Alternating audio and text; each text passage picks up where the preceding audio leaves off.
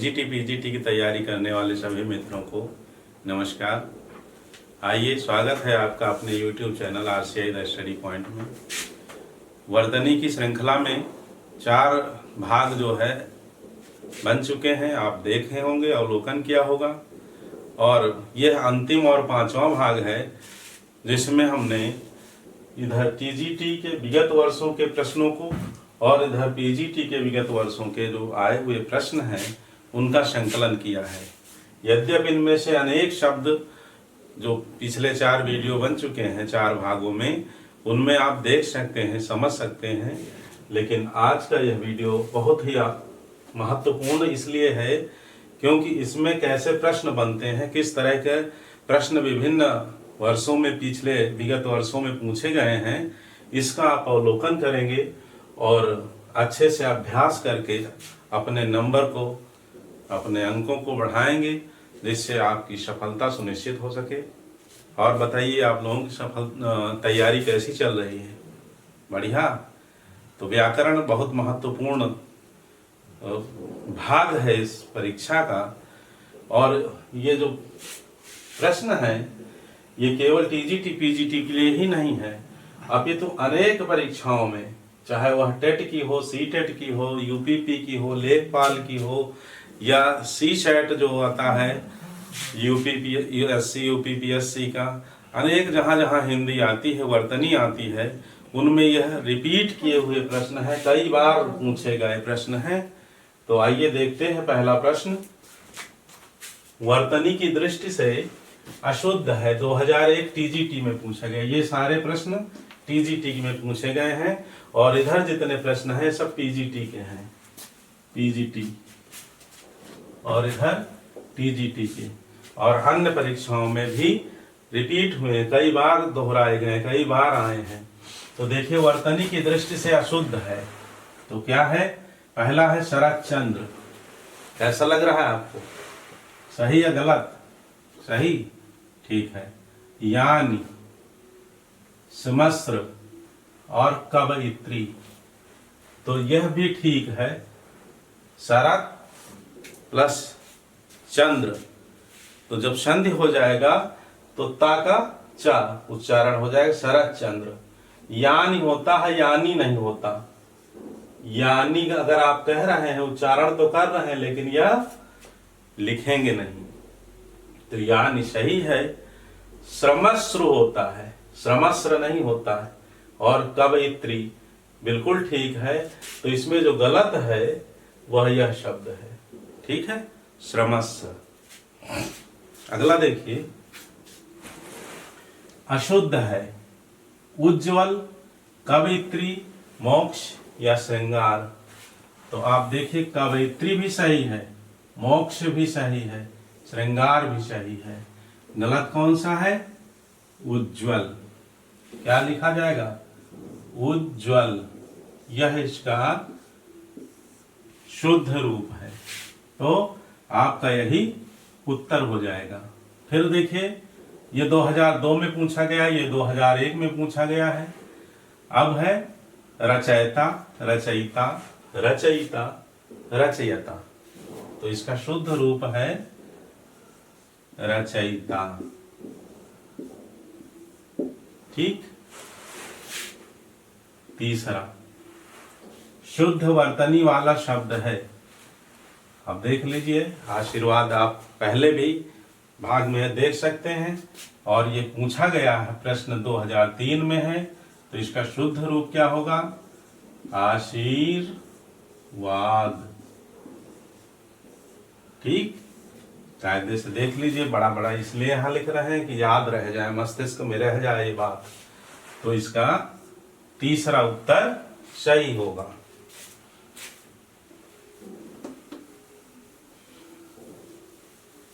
और देखिए, फिर है निर्लिप्त। 4 ऑप्शन दिए हैं, इनमें से कौन सा सही है? तो क्या सही होता है निर्लिप्त का? यहां लिख रहे हैं दोबारा। यहां अधिक प्रश्नों के कारण कुछ छोटे छोटे हो गए हैं शब्द, तो इनको जो है थोड़ा बड़े रूप में लिखते हैं। निर्लिप्त ये शुद्ध है। अब चारों में कौन सा सही है? चौथा इसका सही है, 2004 में पूछा गया है। और इस तरह से आप सही टिक करके जितने भी अंक 2.4 या 4 अंक, इस बार तो 4 अंक का होगा, तो आपको पूरे अंक मिलेंगे। ठीक है, इतना आपको पता है तो 4 अंक। 125 प्रश्न आएंगे और सीधे 500 अंक का पूर्णांक है। इंटरव्यू इस बार नहीं है, तो ये 4 अंक का प्रश्न आएगा। एक भी प्रश्न आपका गलत हुआ तो सीधे 4 अंक जाएंगे। और आपको पता है, आप विगत वर्षों के पेपर्स को उठाकर देख सकते हैं, 50+ ही व्याकरण के शब्द रहते हैं। जो भी है, संधि, समास, रस, छंद, अलंकार, विलोम, वर्तनी, वाक्य शुद्धि, ठीक है, इससे संबंधित जितने भी जो व्याकरण जितना भी है आपके सिलेबस में, उसमें से 50+ 50 से लेकर के और 60-65 तक कभी कभी पूछ ले जाते हैं। इसके बीच में इस तरह से व्याकरण के प्रश्न रहते हैं। आप देख लीजिए आप कितना महत्वपूर्ण व्याकरण की तैयारी है, एक भी प्रश्न न कटने पाए। साहित्य जो है वो कहाँ से प्रश्न पूछ लिया जाए, उसमें तो नंबर कटने की संभावना रहती है, लेकिन अगर इसको हमने ढंग से तैयार कर लिया तो यहाँ नंबर कटने के चांस 0 हो जाते हैं। देखिए, और तभी सफलता जो है निकट होगी। इच्छा द्रुम, तो कौन सा सही है? अलग अलग लिखें, 1 2 3 4। यहाँ इच्छा दम लिखा है, यहाँ द्रम लिखा है, यहाँ इच्छा दुम लिखा है। शुद्ध क्या है इसका? इच्छा द्रुम। द्विरुक्ति, अब दुरुक्ति का शुद्ध रूप ये 2004 में पूछा गया है, द्विरुक्ति, ये है शुद्ध रूप। ठीक है, यहां इसलिए लिख रहे हैं जिससे यह रह जाए आपके मस्तिष्क में। दुरुक्ति, तो ठीक कौन सा है? पहला ही इसका सही है। ठीक है, अब ये इतना छोटा ना ही समझ में आ रहा है, दिख रहा है तो आप स्पष्ट यहाँ देख लें, बाकी तो 4 गलत ही हैं। बहुत क्लोज, बहुत निकट मामला रहता है, इसलिए अच्छे से तैयारी कीजिए। विस्मृति कैसे लिखा जाएगा? विस्मृति, यह इसका शुद्ध रूप 2004 में पूछा गया है, ये ठीक है, बाकी 3 गलत है। फिर है जगत प्राण, तो क्या होगा? जगत ता में क्या लग जाएगा? हलंत, और प्राण, अथवा जगत प्राण, दोनों सही हैं। तो यहाँ तीसरा आपका सही उत्तर है। यहाँ पूरा ता है, हलंत नहीं लगा इसलिए गलत है। यहाँ जगता प्राण है और यहाँ जगत, फिर पा के ऊपर भी रेफ रा लगा हुआ है इसलिए भी गलत है। फिर 2005 में पूजनीय, यहाँ पूजनीय लिखा है, यहाँ उज्जवल कह रहा है शुद्ध क्या है? इसका शुद्ध रूप बताना है। उज्जवल गलत है ना, कैसे लिखा जाता है उज्जवल? बिल्कुल ठीक। पूजनीय शुद्ध क्या होगा? पूजनीय, ठीक है। अथवा अगर ये लिखा हो तो यह भी शुद्ध है। कभी कभी 4 में दिए रहते हैं कौन सा अशुद्ध है, तो वहां इसे अशुद्ध मत कर देना। पूज्य होता है और पूजनीय दोनों शुद्ध हैं। तो यहाँ पर पारिपार्श्विक ये शुद्ध है, बाकी ज्योत्सना भी गलत है। कैसे लिखा जाएगा ज्योत्सना? ज्योत्सना इंपॉर्टेंट है, ये सारे शब्द अच्छे से देख लीजिए, सब इंपॉर्टेंट है। पूजनीय, विस्मृति, इच्छा द्रुम, दुरुक्ति, जगत प्राण, उज्ज्वल, ज्योत्सना। मिटा दें, आगे बढ़ते हैं। अगला शब्द है संन्यास। कैसे लिखा जाएगा? पिछले जो 4 भाग बनाए हैं वर्तनी के, हमने संकलित करने का प्रयास किया है पूरी तरह से, आप उसमें से देख सकते हैं। शायद ही ऐसा कोई इसमें शब्द ऐसा आया हो जो न पढ़ाया गया हो, न सिखाया गया हो आपको। देखिए संन्यास का शुद्ध रूप क्या होगा? बिल्कुल ठीक, आप विद्वान हो चुके हैं, आपने पढ़ रखा है, तो यह दूसरा सही है, बाकी 3 ये गलत हैं और ये 2005 में आया है। फिर उज्ज्वल अभी बताया है, ये भी 2005 में आया है, एक बार और देखिए। ठीक, उत प्लस ज्वल, व्यंजन संधि, ता का जा हो जाएगा, उज्ज्वल हो जाएगा।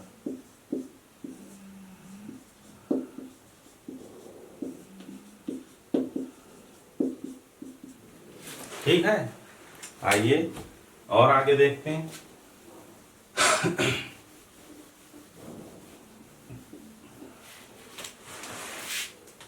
फिर कवित्री, क्या शुद्ध रूप है इसका? कवि नहीं, ये लिखेंगे तो गलत हो जाए, खाली कवि लिखा जाता तो ये होता है कवि, और कवित्री लिखना है तो इसे रख लीजिए माइंड में, कवित्री, यह शब्द अंकित हो जाना चाहिए। ठीक, बहुत महत्वपूर्ण। फिर है हस्तक्षेप, तो शुद्ध क्या है? हस्त, हाथ, हस्तक्षेप, यह शुद्ध है, बाकी 3 गलत है, यह भी गलत। हस्तोक्षेप है, हस्तक्षेप है, हस्तक्षेप, हस्तेक्षण, हस्तेक्षप, तो शुद्ध आपको छांटना है, 3 अशुद्ध है, यह आपका उत्तर होगा। फिर है कुमुदनी, देखिए कुमुदनी कौन सा सही है, बताया है चौथे वीडियो में जो टेट, सीटेट और अन्य परीक्षाओं के प्रश्नों का संकलन किया है, तो उसमें यह भी है कुमुदिनी। अब कैसे पूछे जाते हैं देखिए जरा यहाँ, कुमुदनी, कुमुदुनी, कुमुदिनी और कुमदुनी 2011 में, ये 2010 में आए हैं। तो आपका ठीक उत्तर क्या होगा? तीसरा सही होगा, टिक कर दीजिए। फिर है अहित की, आहयतु की, वेतु की, अभितु की, तो क्या शुद्ध है इसका? अहेतु कहते ना, परम पिता परमेश्वर की अहेतु की कृपा से। दूसरा, आइए आगे देखते हैं। ये हो गए टीजीटी के 2013 तक।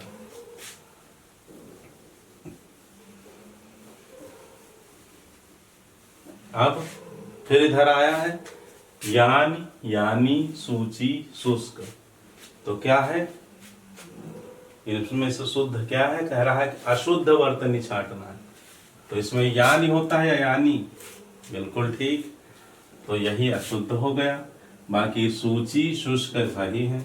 फिर कवि का स्त्रीलिंग होगा, अभी यहाँ लिखा था, इसको लिखे ही देते हैं, परमानेंट, बहुत बार आया है तो इसे नहीं मिटाएंगे अब। फिर 2002 में फिर उपर्युक्त कौन सा सही है? उपरि प्लस उक्त क्या हो जाएगा? उपर्युक्त। कौन सी संधि है? यण संधि, ठीक है, तो यह आपका उत्तर हो गया। कौन सा? उपर्युक्त।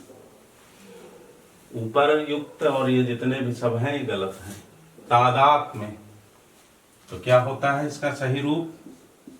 तादात्म्य, ठीक है, जो भी ये सही है इससे मेल खा जाए वो ठीक है, बाकी गलत है।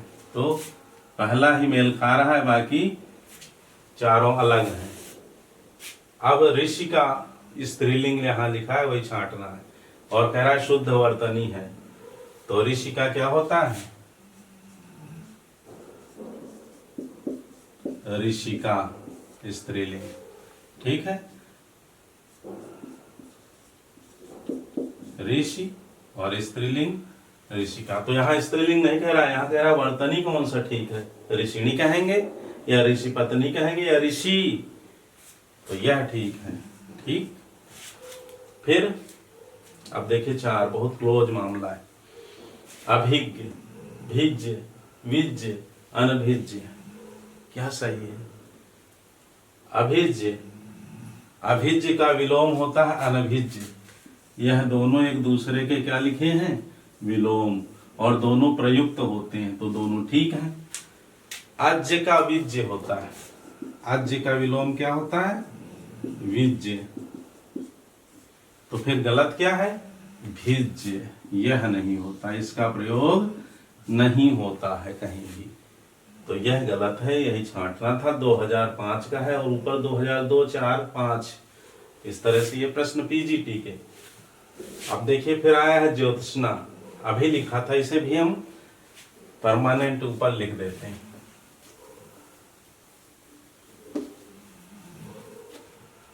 ज्योत्सना,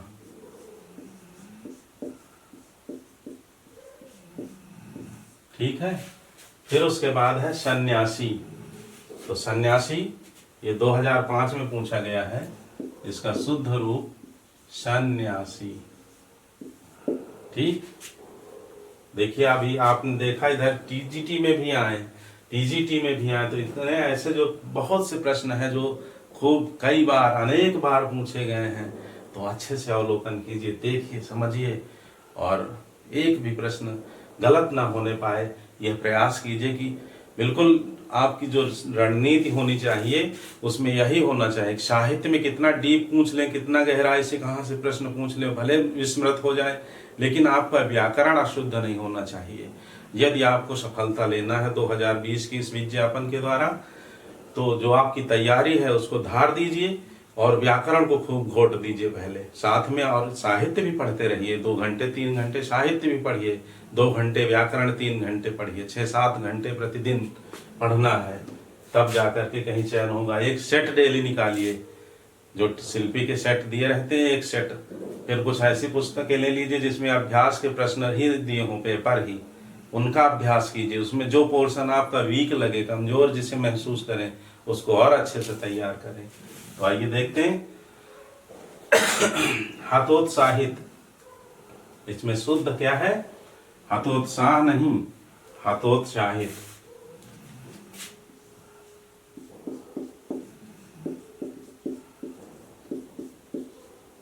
ठीक, इसके बाद प्रदर्शनी, तो शुद्ध क्या है इसका? शुद्ध रूप है जो लिख रहे हैं, जो भी इससे मेल खाए वह उत्तर। फिर उच्छृंखल के अलग अलग रूप, उच्च श्रृंखल, उच्च श्रृंखल, उच्च श्रृंखल, और यह तीसरा इसका सी सही है, लिख दे यहां बड़ा बड़ा।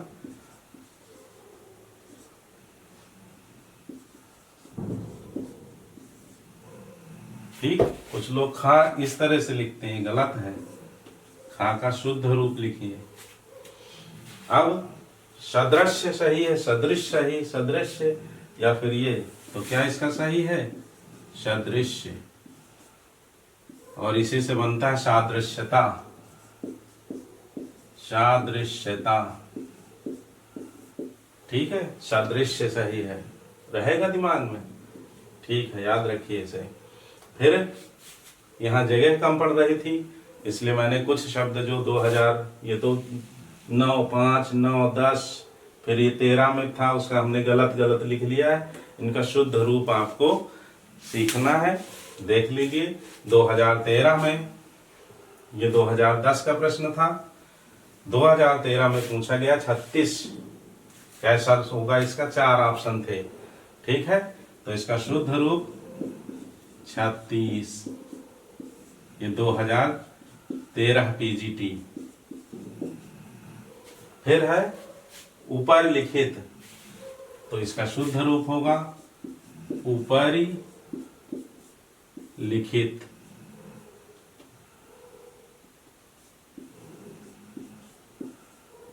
दो 2013 में ये भी पूछा गया है, आप पेपर उठा करके देख सकते हैं। उसके बाद है अनुग्रहित, 2013 में ये भी आया है, तो हम इसे लिखते हैं यहाँ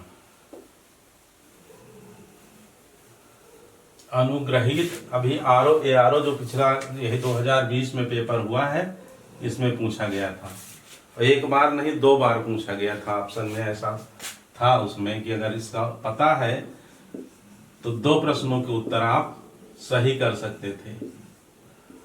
आप क्या, जिन्होंने भी दिया है पेपर, तो इसका शुद्ध रूप है अनुग्रहित। ठीक है, 2013 पीजीटी।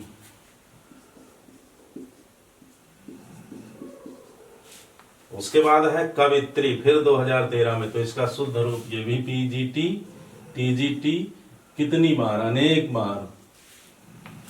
फिर है अतिवृष्टि 2016 पीजीटी, अतिवृष्टि, ठीक, 2016। और अगर इसका विलोम पूछा जाता है, विलोम है ना, पर्यायवाची भी पूछे जाते हैं, तद्भव तत्सम भी आते हैं, और देशज विदेशज शंकर, ठीक है, ये शब्द भी आते हैं। तो व्याकरण का जितना भी पार्ट है, जितना भाग है, जो चल रही श्रृंखला, आप सीखते रहिए, साथ में तैयारी करते रहिए।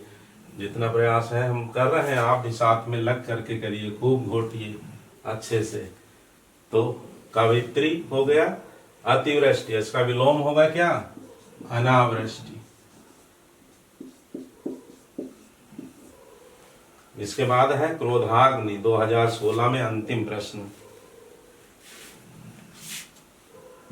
मिटा दें इसे, चलो यहां लिखते हैं क्रोधाग्नि 2016, क्रोधाग्नि, ठीक, क्रोध प्लस अग्नि। अग्नि भी इस तरह से लिखेंगे, कुछ लोग अग्नि बोलते हैं, अग्नि, तो यह अशुद्ध है, और ये मेल से क्या बन जाएगा, क्रोधाग्नि। ठीक है, दीर्घ संधि, क्रोध प्लस अग्नि, क्रोधाग्नि। ये पीजीटी 2016 में पूछा गया है। तो अनेक परीक्षाओं के लिए यह बहुत ही महत्वपूर्ण भाग है, और इस तरह से वर्तनी का भाग यहीं समाप्त होता है। अब नया टॉपिक लेकर के अगले दिन उपस्थित होंगे। तब तक आप खूब जम करके अभ्यास करते रहिए, व्यस्त रहिए, मस्त रहिए।